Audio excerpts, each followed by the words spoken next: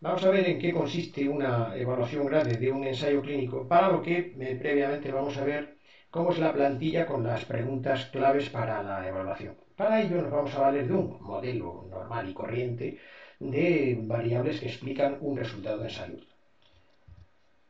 Para ello vamos a valernos de un ejemplo particular nuestro. Veamos cómo influye nuestra intervención, nuestra intervención sanitaria, sobre un resultado en salud que es el que queremos mejorar. Nuestra intervención sanitaria constituiría la variable independiente X, lo que nosotros vamos a mover, y a ver qué es lo que se consigue en la variable dependiente y qué sería el resultado en salud. Bueno, vamos a tomar como ejemplo la influencia de la intervención, tratamiento de la presión arterial sistólica, el tratamiento intensivo frente al convencional, sobre la reducción absoluta del riesgo de mortalidad por todas las causas. Naturalmente estamos viendo que la X o variable dependiente es el tratamiento de la presión arterial sistólica intensivo o frente al convencional, y el resultado que nosotros tomamos como variable dependiente Y sería la reducción absoluta del riesgo de mortalidad.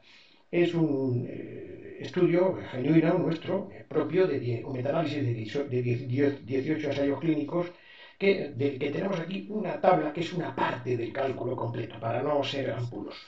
Vamos a intentar no serlo con la mínima explicación posible. Aquí tenemos la X, que es nuestra intervención. Sería la diferencia de presión arterial sistólica que se consigue entre el tratamiento intensivo frente al tratamiento convencional, no entre, sino uno frente al otro. Está claro que el primer ensayo clínico se ve aquí que consigue una disminución entre el grupo de intensivo y convencional de 7 milímetros de mercurio, es decir, que es más bajo con el intensivo que con el convencional.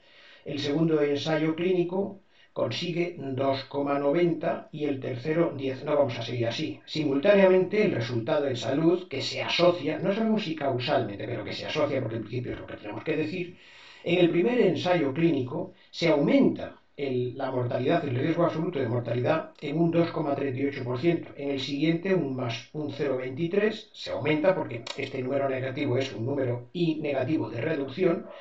Y aquí tenemos un primer buen resultado que disminuye, o sea, el riesgo de mortalidad en un 3,60%. Vale. Si nosotros vamos viendo todos y cada uno de los 18 ensayos clínicos, aquí tenemos una media de 7,79 en el descenso entre el intensivo y el convencional, el descenso en milímetros de mercurio de la presión arterial sistólica. Como media, son 7,79 milímetros de mercurio entre el intensivo y el convencional en la presión arterial sistólica. Y simultáneamente eso se asocia en estos estudios con una media que está aquí abajo de 0,80% en la reducción absoluta del riesgo de mortalidad. O sea que es menos en principio, no vamos a ver si es estadísticamente significativo, pero aquí lo que serían las medias se asocian de esta manera.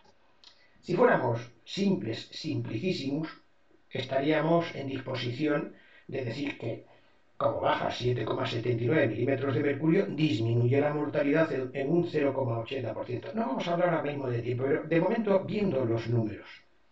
Sin embargo, la estadística aquí es una estadística en la que tenemos que comparar dos curvas de distribución, que sería la primera curva de distribución con la segunda curva de distribución, para lo cual vamos a hacer una regresión lineal simple, para que pedagógicamente se entienda mejor lo que queremos explicar un poco más adelante.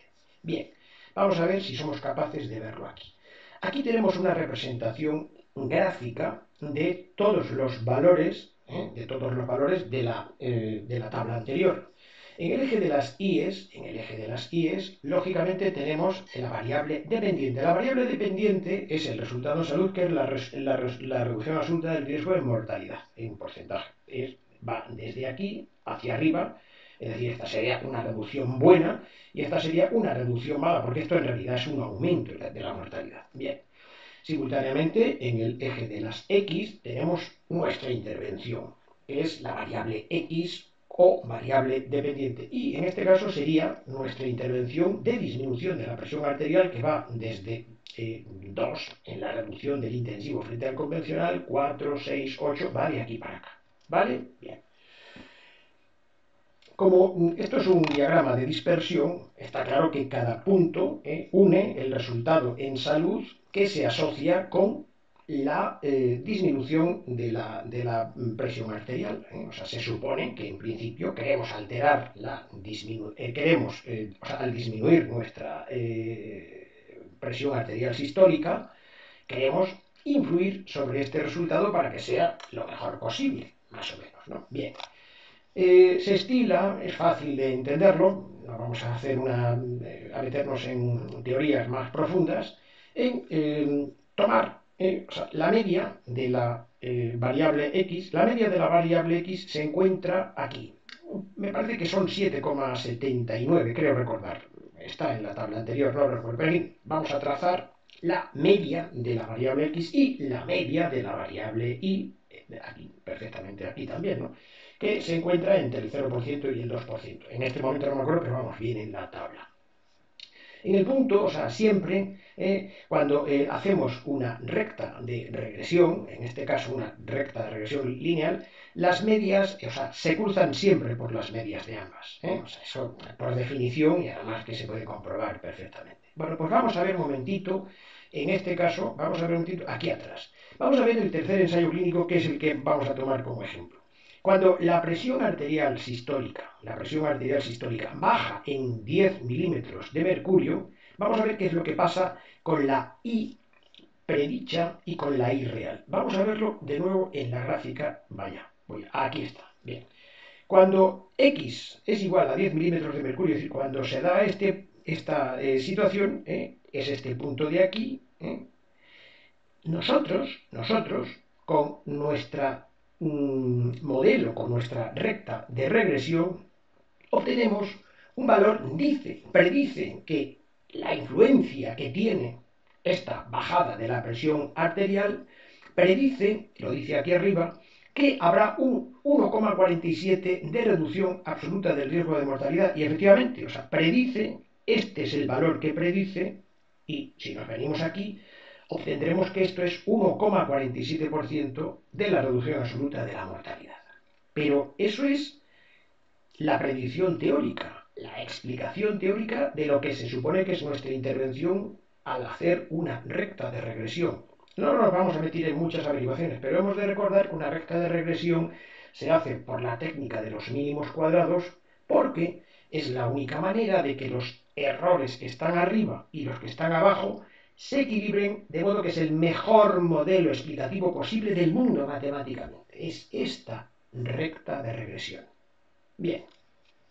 Sin embargo, a pesar de que predice una bajada del 1,47%, la realidad real no fue esa, sino que fue que hubo un 3,60%, es este de aquí, hubo un 3,60% de reducción. Y efectivamente, si nos venimos en la parte de atrás, nos damos cuenta de que este fue el real, pero el que predice el modelo es 1,47. Es decir, todo esto es lo que explica, lo que predice esta X, esta intervención, y predice que esto será lo que pasará en la reducción de la mortalidad.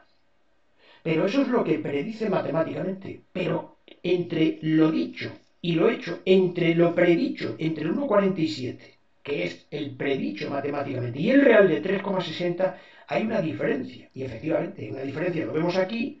Esta diferencia entre lo predicho y lo real es el error aleatorio o no explicado por la intervención X. Es decir, el comportamiento natural de la mortalidad de este ejemplo, el comportamiento natural, le da un 3,60, mientras que es el 1,47 el que predice matemáticamente, el que se supone que es el que produce de bajada de la mortalidad nuestra intervención. De modo que la distancia que hay entre el uno y el otro es aquello que no está explicado. Es decir, que el movimiento natural de la mortalidad no está explicado completamente por la intervención. Es decir, que hay algo más que es lo que llamamos el error aleatorio. Bien. Lo hemos hecho sobre un valor, pero si lo hacemos sobre todos los valores, naturalmente para eso están estos cálculos que tenemos aquí en la parte de arriba, Y ya en principio, por si hay alguien que lo quiera explicar, siendo cierto esto de aquí abajo, 7,79 se asocia a 0,80 de reducción absoluta del riesgo, cuidado, luego veremos que además esto no es estadísticamente significativo, pero en principio, viendo o sea, estas estimaciones puntuales, aquí arriba, este es el que se llama la R cuadrado, que es el cuadrado del coeficiente de regresión lineal, y este R cuadrado, que también se llama coeficiente de verosimilitud, es 15,2%, lo que explica 0,152 equivale al 15%, que es lo que explica nuestra intervención sobre el resultado en salud. Eso quiere decir que el 85% restante, que se mueve porque existe un 85% restante, no está explicado por nuestra intervención. De modo que el modelo nuestro explica el 15,2% y deja sin explicar el 85% que se debe a otros factores que no son nuestra intervención. ¿Vale? Bueno, pues es este lo que queremos decir el error aleatorio.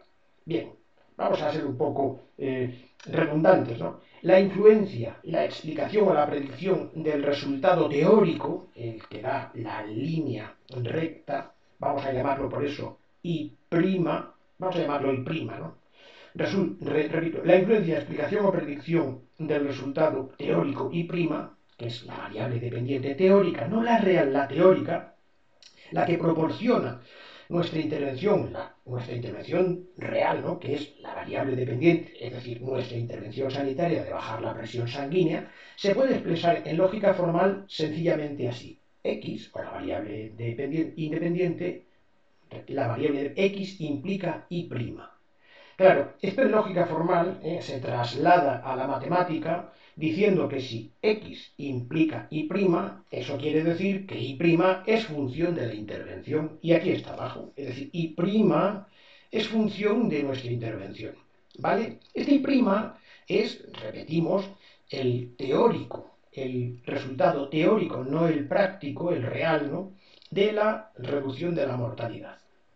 Efectivamente, es función de la Y, y la Y, perdón, es función de la X, función de la X, y la X era aquello que nosotros conseguíamos de diferencia de la presión arterial sistólica entre el intensivo y el convencional. ¿Vale? Muy bien. Bueno, pues a la hora de hacer una recta de regresión lineal, naturalmente este lo vamos a transformar en esto de aquí, que es una recta que tiene una pendiente que se llama B, que equivale más o menos, bueno, más o menos, es el riesgo relativo, el odds ratio que hay entre la intervención y el control, vamos a decirlo así, ¿no? Y A, que sería cuando, o sea, es el corte de la ordenada en el origen de la X. Bueno, no vamos a entrar ahora mismo en esto. Podemos decir que el resultado teórico que predice, el resultado teórico o I' que predice o explica la intervención, la diferencia que hay entre el predicho o teórico y el real o práctico es la diferencia que hay es aquello que no está predicho, que no predice, que no explica, que no es capaz de movilizar nuestra variable o nuestra intervención. A eso es a lo que llamamos el error aleatorio. De modo que, si nos venimos aquí abajo, podemos decir, este sería ya el real, porque no le hemos... Este sería el teórico, por eso le hemos puesto una prima aquí. Este ya sería el real, ¿no? La reducción absoluta del riesgo, la I real, es igual a la función que habíamos expresado anteriormente, es decir, esta sería la teórica, más un error aleatorio que es el no explicado por el modelo o por la variable de nuestra intervención sanitaria, que es la variable variable independiente X, ¿vale? Bien.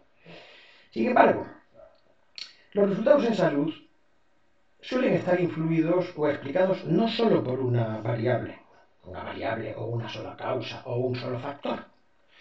Es más realista concebir los resultados en salud como multivariables, es decir, multicausales o multifactoriales. Vamos a decirlo de las dos maneras porque aunque no es lo mismo, en algunas ocasiones vamos a encontrarlo escrito o por multicausal o multifactorial. Yo particularmente soy más partidario de decir multifactorial porque la causalidad es más difícil de probar. En fin, en todo caso, no nos quedemos en este en este punto. Vamos a avanzar. Cada una de estas variables, cada una de las variables contribuye al resultado en salud independientemente de las demás, cada una de ellas. Pero también interviene en el resultado en salud interaccionando entre ellas. Bien, lo podemos ver aquí abajo. Si nosotros lo vemos aquí, la incidencia de la mortalidad sería la variable de resultado en salud, variable dependiente, la I.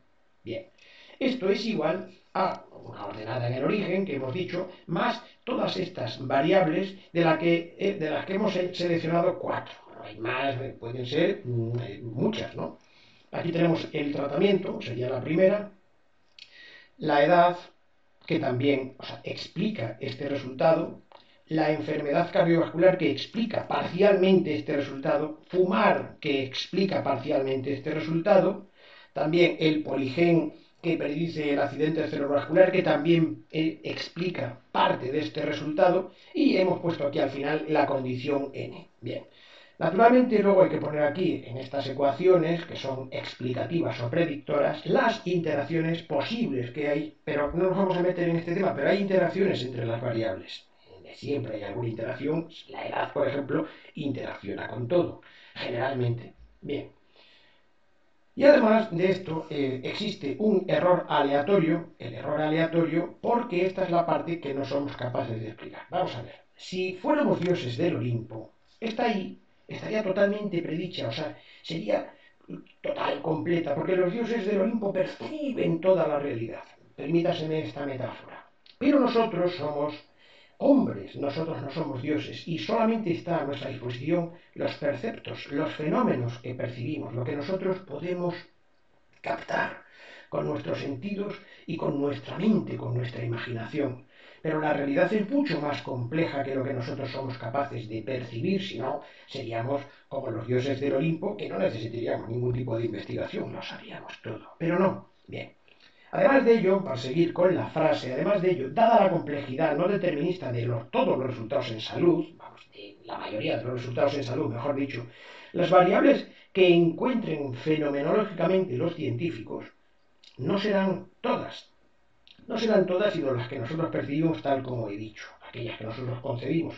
Ni podrán explicar, incluso aunque tengamos todas las posibles, en ningún momento podremos explicar la totalidad, pues siempre la totalidad de esta variación del comportamiento de la mortalidad no lo podremos explicar nunca en la totalidad, sino que siempre habrá aquí una parte no explicada de los resultados, del resultado en salud, que llamamos error aleatorio y que no está explicado por ninguna de las variables ni de sus interacciones, las que nosotros tenemos a nuestra disposición. ¿Vale? Bien.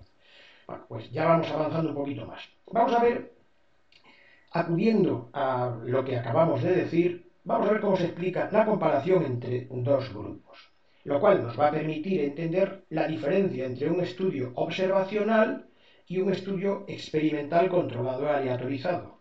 Bien, volvemos al mismo prototipo de variables que contribuyen a la aplicación de los resultados de salud y aquí tenemos lo mismo que anteriormente, pero aquí tenemos un grupo que llamamos el grupo 1, que tiene su modelo explicativo de variables igual que anteriormente, y aquí debajo vamos a poner el grupo 2. Este grupo 2 también está influido, pues naturalmente, pues por el resultado en salud que haya, la mortalidad, por el tratamiento que tenga, por la edad que tenga, cada uno interviene parcialmente y normalmente se suele utilizar la técnica de que la primera variable es la que más explica, luego la segunda, luego la tercera, pero eso forma parte de otra disciplina, de otra docencia que no corresponde ahí, que sería la explicación de los modelos multivariables. Hoy no corresponde eso. Bien, si nos damos cuenta, nosotros podemos ver que entre un grupo y otro puede haber una diferencia de mortalidad y efectivamente, si nosotros entre el grupo 1 y el grupo 2 medimos la diferencia que hay en la mortalidad, que a lo mejor nos gusta, vaya, resulta que hay menos mortalidad en un grupo que en otro, y pues podríamos intentar aprovecharlo, sería estupendo. Bueno, pues en principio esto podemos plantearlo matemáticamente y representarlo en lógica formal, matemática en este caso, de la siguiente manera. La diferencia en la mortalidad puede explicarse, de hecho se explica, de la siguiente manera. O sea, nos damos cuenta de que la contribución del tratamiento es lo que explicaría el primer monomio de un polinomio. Y está claro, nos damos cuenta de que sería la contribución del tratamiento del grupo 2 menos la contribución del tratamiento del grupo 1. Bien, con la edad pasa lo mismo. La contribución de la edad del grupo 2 menos la contribución de la edad del grupo 1. Naturalmente, con la enfermedad cardiovascular, que también es explicativa, tendremos que ver la diferencia entre la explicación del uno menos la explicación del otro. La contribución que hacen al resultado final, a esta diferencia de resultados, y así sucesivamente. ¿Vale? Bien. ¿Qué es lo que tiene un ensayo clínico frente a un estudio observacional? Bueno, pues en un ensayo clínico se supone, bueno, al menos teóricamente, todos los factores, todas las variables conocidas, al menos las conocidas, aquellas que van en la dirección del evento, que son explicativas del evento, del resultado en salud, están equilibradas, es decir, que contribuyen de la misma manera, con el ánimo de que al restarlas el resultado sea cero. Y efectivamente, si esto lo conseguimos, nos podemos dar cuenta de que lo único que varía entre el grupo 1 y el grupo 2 sería el tratamiento. ¿Por qué? Porque el tratamiento es distinto. Por ejemplo, la intervención y el control intensivo frente a convencional en la disminución de la presión arteriosistólica. Bueno, podría ser un medicamento frente a un placebo, también lo que es una intervención y un control, y en este caso, si la edad es la misma en ambos grupos, porque lo hemos hecho, creemos, con la aleatorización, naturalmente lo que contribuye en efecto, como es el mismo que contribuye, lo mismo que contribuye el otro al efecto, naturalmente se anulan el uno y el otro, y la contribución aquí sería cero, aquí abajo lo vemos. También la enfermedad cardiovascular, si son iguales, el número de pacientes con enfermedad cardiovascular con la misma edad, pues los efectos de ambas, como es uno menos el otro, estos efectos se anulan y quedarían cero. Entonces, al final, lo que tenemos, y podemos afirmar en principio, es que cuando todas las variables son iguales, salvo el tratamiento, que es lo único que intentamos que sea distinto en un ensayo clínico, entonces las diferencias en la mortalidad, este valor, o sea, la diferencia en la mortalidad, se explica por la diferencia entre los tratamientos, ojo, pero también algo que no nos suelen decir nunca en los ensayos clínicos, más un error aleatorio que no es explicado por esto. Repito, es la diferencia entre los tratamientos, la diferencia en la mortalidad, pero también habrá siempre un error aleatorio que no podremos explicar como seres humanos. No somos capaces de explicar toda la totalidad. Y este error aleatorio en algunas ocasiones es muy grande.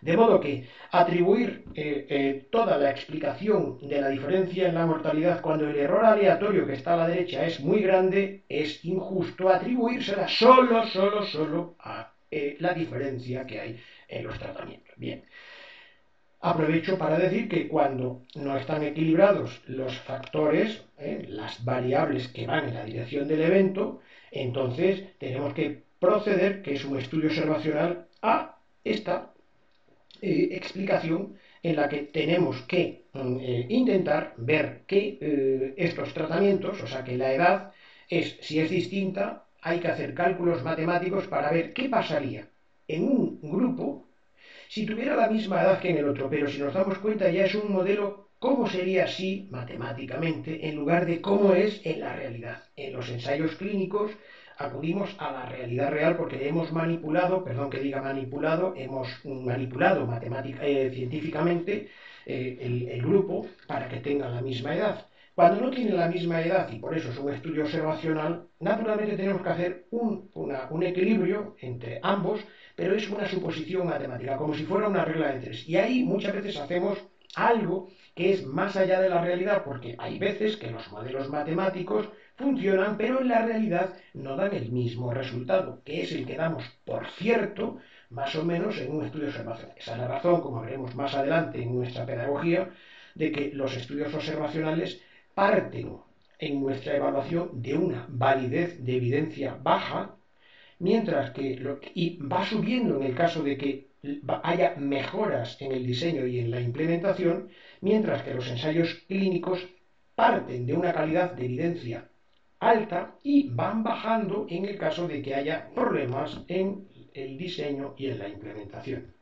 Bien, la plantilla de evaluación GRADE consta originariamente de 13 preguntas, que es una que se llama una pregunta pico, 7 para la validez, 2 para la magnitud y precisión y 3 para la aplicabilidad. Vamos a ver qué es esto de la validez. La validez es la verosimilitud. Cuán cierto, cuán verdad puede ser, me vengo aquí, cuán verdad puede ser este resultado. Cuán verdad es este resultado.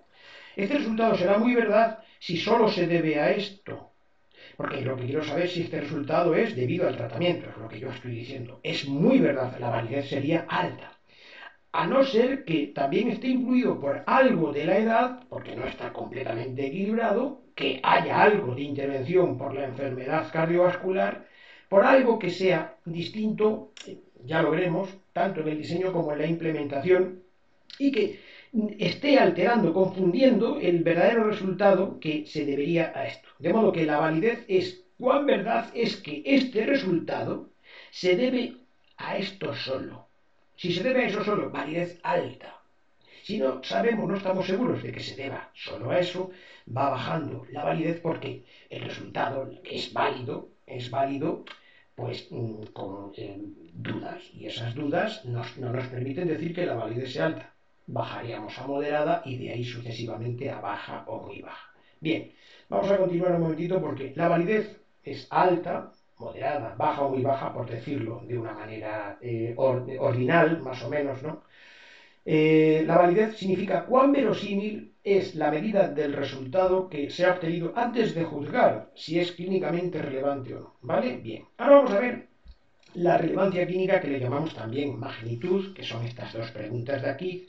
La magnitud de los resultados se refiere a la relevancia clínica o significación práctica de los beneficios menos los riesgos añadidos, junto a la precisión, que es el intervalo de confianza, que, para que sea más preciso, cuanto más estrecho mejor.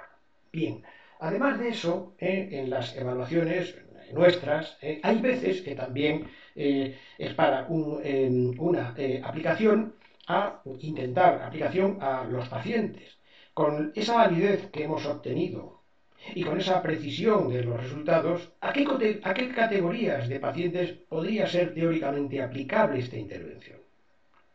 ¿El prototipo sería teóricamente aplicable a una clase de mis pacientes? Bien, precisemos que hasta aquí todo ha sido un razonamiento teórico. Hasta aquí todo es objeto de ciencia o técnica. Hasta aquí. Y puede formularse en lógica formal con una premisa mayor, una premisa menor y una relación entre ambas de la que se extrae una conclusión teórica. Podemos decir que el Everest es más alto que la Sierra de Gredos. Eso es lo que dice aquí. Podemos decir que el grupo de intervención da un resultado en salud más alto o más bajo que el grupo de control. Pero en principio ese resultado en salud no tiene ninguna preferencia. Yo no me lo voy a llevar a cenar. No tiene novia. No lo tiene. O sea que es una descripción de la naturaleza. Si además nosotros, ahora que vamos un poco más allá, si además de eso queremos hacer una recomendación, es decir, una recomendación, ya necesitamos estar preparados para una clase cualitativamente más compleja, que puede formularse ya en una recomendación es para una persona o un grupo de personas concretas. Y puede formularse mediante un razonamiento práctico, igual que el anterior, que el razonamiento teórico es muy parecido, en el que la premisa mayor es el telos o la misión de la intervención.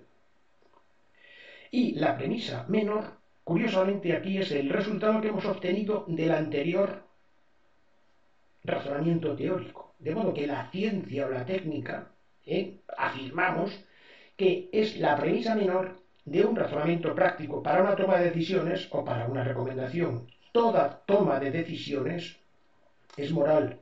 Toda toma de decisiones es práctica, no es teórica. La toma de decisiones se hace con los mejores datos posibles, que están en la premisa menor, con el telos que está en la premisa, o lo más deseable en la premisa mayor, de lo que obtenemos una conclusión. Esto lo veremos más adelante, no en esta presentación, pero en nuestro ciclo formativo se encuentra, y de hecho hay una presentación ya grabada en nuestra página web Evalmed.